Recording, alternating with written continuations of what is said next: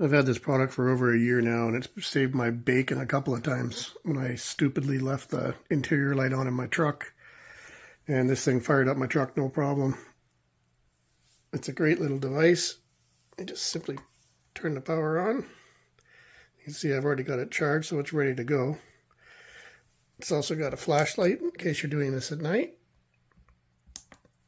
A charging port in the back. And then you can also charge a USB device as well as boost your car.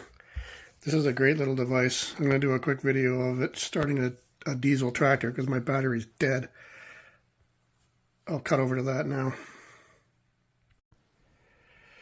Okay, so here we are outside, all hooked up. This battery is dead.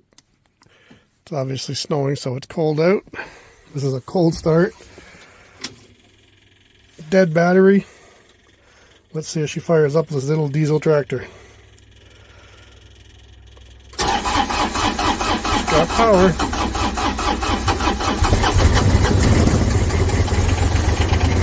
Look at that. From a cold start, dead battery.